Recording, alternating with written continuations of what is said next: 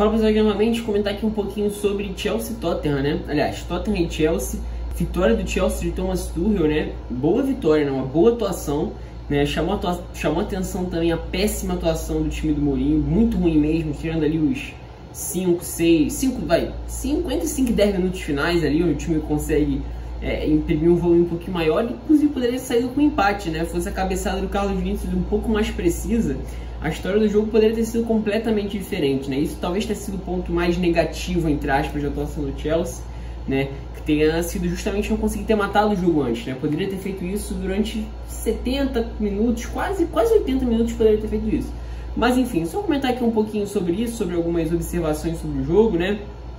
Alguns pontos interessantes, tá? Bom pessoal, antes de fato começar a entrar no assunto, já sabe o que deve fazer para me ajudar, né? Se inscrever no canal, por favor, dá o like para deixar o vídeo mais bem recomendado no YouTube, compartilhar com seus amigos e clicar no sininho para receber as notificações. Em relação aos links da descrição, sigam os links da descrição, links de qualidade, pessoal. O primeiro link é o link do Twitter aqui do canal, sou bastante ativo por lá. O segundo link é o link do Instagram aqui do canal. Os 3 links seguintes da página Premier League mais 18 para conteúdo diário sobre Premier League. E por último, mas não menos importante, o link do canal Resenha Futebol, principalmente se você gosta de camisas de futebol, né? Eles são bem gente boa também, os donos do canal, o trabalho de edição deles é muito legal, confere lá, tá?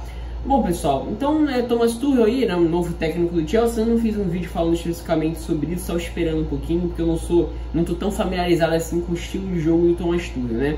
E ele mudou, né? Ele mudou um pouquinho do que a gente pôde ver no jogo contra o Burnley, né?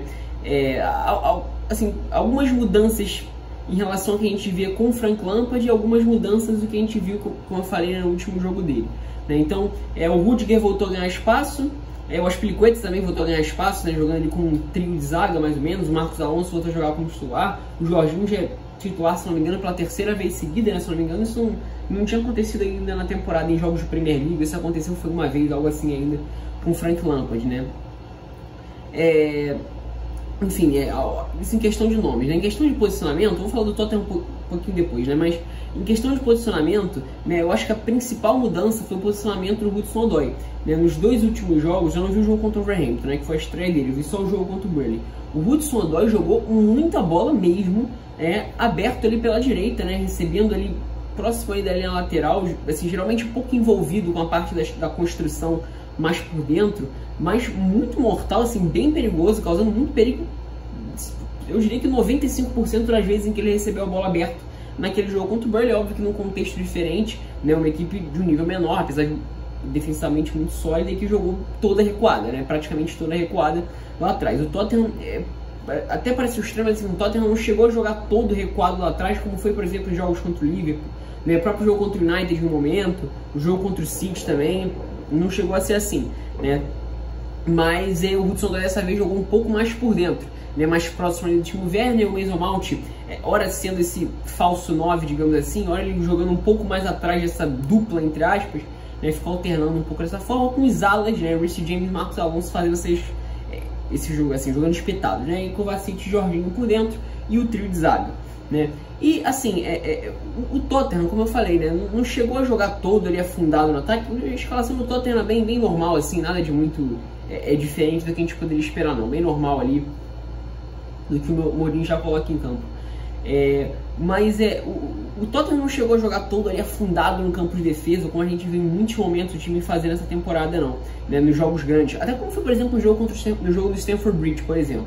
No jogo do Stamford Bridge, o Tottenham jogou muito mais recuado do que jogou nessa partida de hoje, né? Mas a questão era que, por mais que as linhas em alguns momentos fossem um pouco mais altas, né, não chegava a ter uma pressão muito grande na bola do Chelsea, né, na linha de 3 zagueiros, principalmente no Thiago Silva, que era o principal jogador para fazer essa transição, esse primeiro passe, né? O Thiago Silva faz uma ótima temporada e hoje novamente sendo importante como esse cara, zagueiro para dar o primeiro passe mesmo, né? Para dar o passe que ou quebra linhas ou passe que inicia bem as jogadas. E ele foi pouquíssimo incomodado, né? Aquela linha média ali de marcação do Tottenham causava pouquíssimo incômodo, não só os zagueiros como também os volantes, né, do Tottenham. Talvez o maior incomodado nesse sentido, né, porque o Kovacic em muitos momentos recuava um pouco mais próximo dos zagueiros, foi o Jorginho. Só que o Jorginho participou pouco, assim, tendo a bola, né? Ele foi muito mais um cara de tentar ocupar espaço, marcou muito bem o Ndombele, né? Isso é algo que eu vou comentar um pouquinho mais pra frente aqui no vídeo, mas com bola ele não chegou a ter tanto tempo com a bola no pé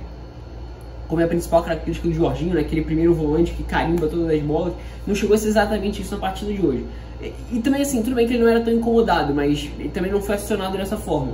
Então essa primeira linha era muito fácil de ser furada, e dessa forma, né, em muitos momentos, né, o primeiro tempo inteiro praticamente, o segundo tempo até a situação piorou, mas o Tottenham já saindo um pouco mais, né, mas principalmente no primeiro tempo, assim, era um festival de bolas, né, chegando para o Mason Mount girar e principalmente deslocar para o lado direito e fazer essas jogadas assim, serem trabalhadas. Já o Chelsea, eu não acho que eles chegaram a ter chances, muitas boas chances, digamos assim, chances claras, né, foram boas chances, mas não exatamente chances claras de gol, e eu não acho que o Chelsea chegou a exatamente amassar o Tottenham, não. A impressão não era essa, mas a impressão é de que era um time no nível coletivo maior que o do Tottenham, né, isso que foi impressionante, né, e muito parte disso, né? Então essa linha média de marcação, digamos assim, era quebrada, e rapidamente você tira o Mason Mount para receber, o Hudson lá em vários momentos se aproximando também por mais tabelas, o Reece James sendo aquela opção de passe um pouco mais aberta, apesar de ele ter errado tecnicamente, não ter sido um jogador tão presente ali na faixa ali do corredor para ocupar com a capacidade física que ele tem. Ele foi um jogador que ficou um pouco mais recuado por ali, né?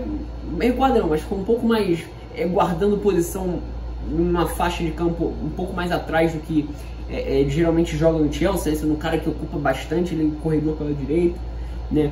O Timo Werner, né, novamente, hoje funcionando como um atacante, não como um ponta, como foi inicialmente com o Frank Lampard, funcionando muito bem nas movimentações. O Timo Werner, eu cheguei a falar isso num vídeo, se não me engano, uns 2 meses atrás, né?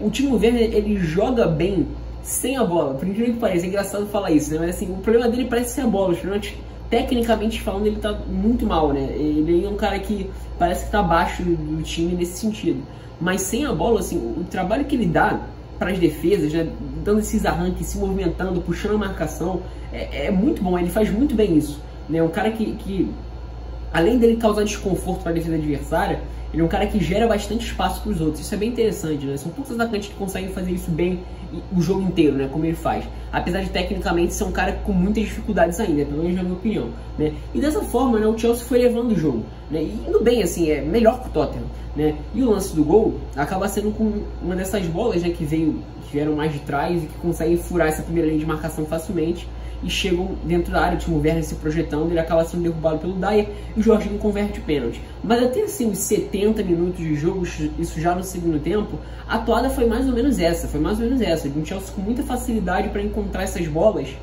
digamos assim, de frente para a linha de marcação do Tottenham, né? Então em muitos momentos você tinha ali 3, 4 jogadores do Chelsea numa faixa de campo contra 3 marcadores do Tottenham, na lateral. Geralmente a maior parte das coisas foi desembocada mais pela direita, né? No segundo tempo já o lado esquerdo já começa a ser um pouco mais utilizado à frente, né? Nesse sentido o Marcos Alonso foi muito bem, né? Marcos Alonso, segundo jogo muito bom que ele faz, né?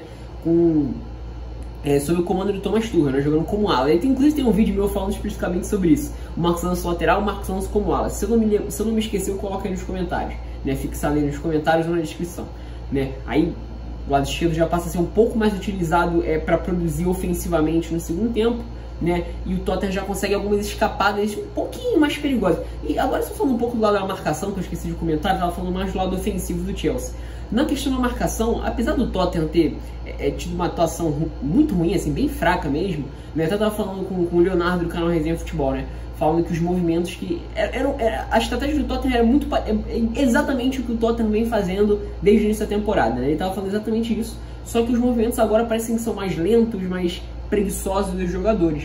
E assim, tem isso, mas eu acho que tem também uma queda de nível técnico. Eu acho que a ausência do Harry Kane foi muito grande. E também tem a questão da marcação do Chelsea, né? Porque as principais jogadas do Tottenham, né? As 2 principais armas do Tottenham são as seguintes. Primeira de todas, encontrar ou o Harry Kane, né? Ou o Ndombele naquela faixa do círculo central, ou próximo, para tentar lançar o som em diagonal, ou o Bergwijn, ou o Lucas, alguém que esteja jogando pelo outro lado. Ou o Bale, né? Eventualmente, se o Bale estiver jogando por ali, né? Em jogos de Copa da Liga onde o Bale jogou, ou jogos de Europa League, isso ficou mais evidente porque o Bale jogou pouco em jogos de Premier League, né, vindo como titular, né? E qual é, digamos assim, o aspecto número 2? Escapadas em velocidade pelo corredor direito, que é justamente onde cai ou o Lucas, ou o Bergwijn, né, ou o Aurier, nessas bolas no corredor do Aurier. Só que o Tottenham, aliás, só que o Chelsea, né, conseguia frear bem essas jogadas do lado direito de corredor, né? Assim, o Marcos Alonso, eu acho que nesse sentido, eu nem acho que ele tenha sido tão eficaz assim, né? Mas as coberturas por aquele lado estavam sendo muito bem feitas, principalmente pelo Rudiger, né? Agora, por dentro, e eu acho que isso foi mais interessante, eles conseguiram anular, assim, completamente, não só o Bergwijn, né? O Bergwijn até cresceu no segundo tempo, mas no primeiro tempo, iníciozinho do segundo tempo, muito incomodado, isso já tinha acontecido no jogo anterior, né? Ou no jogo, foi algum jogo anterior, se não me engano, eu até cheguei a comentar isso, né? No jogo contra o Liverpool, o Hinaldo fez muito bem essa marcação, o Hinaldo e o Milner também, né? Praticamente em muitos momentos com bola ser um marcador individual, o Bergwijn, né? Então ele estava sendo muito incomodado para tentar receber, conseguir girar ou conduzir e encontrar um passe de qualidade. E o Carlos Vinícius, né? Logo nos primeiros minutos do jogo ele tem duas chances de receber e encontrar esse passe, aquele lance que eu pensei assim na hora, cara, se fosse o Harry Kane recebendo essa bola, certamente o lance teria sido um pouquinho melhor. Então, por mais que a atuação tenha sido ruim, de fato, o Tottenham tem esse... eu até concordo com o Leonardo, né, que eu estava conversando com ele, de que os movimentos sejam um pouco mais lentos e preguiçosos.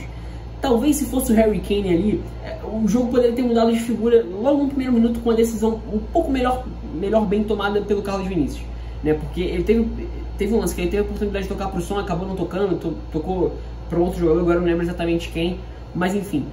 Mas claro que tem o mérito do Chelsea, né? O mérito do Chelsea de conseguir ou colocar sempre um marcador muito próximo para incomodar o Bergwijn, ou conseguir fazer com que o Carlos Vinícius tivesse muita dificuldade em ganhar esses duelos, não só pelo alto, como também na faixa central do meio campo.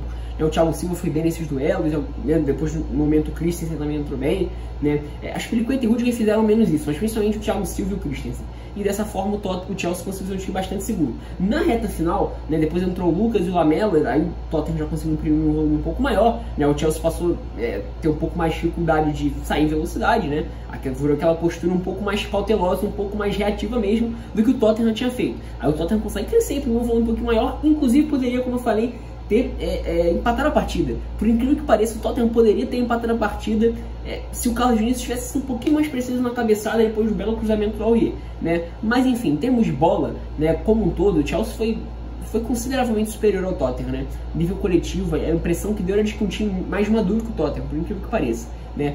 Enfim, eu não vi o jogo contra o Wolverhampton como eu falei, mas o jogo contra o Burnley e esse jogo agora foram muito bons, né? E parece que ele tá passando aí, que o Thomas Tuchel também tá passando aí por um processo de querer recolocar, né? Dar novamente tempo de jogo aos jogadores mais experientes, né? Que chegaram a jogar bem, né? Como por exemplo, como eu falei, né? O Rudiger chegou a fazer boa temporada pelo Chelsea, se não me engano, em 17-18 ou 18-19, né? Com o Sarri ele chegou a jogar bem, até com o Conte, né? O próprio Jorginho chegou a jogar muito bem com o Maurício Sarri, em primeira metade ali com o Frank Lampard, e o Marcos Alonso, que eu particularmente gosto bastante do Marcos Alonso, sinto se pra me xingar, eu gosto bastante dele, acho um dos melhores alas da Premier League, como ala, numa linha de 3 ali, ele jogando aberto, pra mim é um dos melhores alas da Premier League, jogando dessa forma, né, top 3 ali, melhores alas, né, mas enfim, acho que isso também pode ser algo interessante no trabalho do Thomas Tuchel para a sequência de temporada.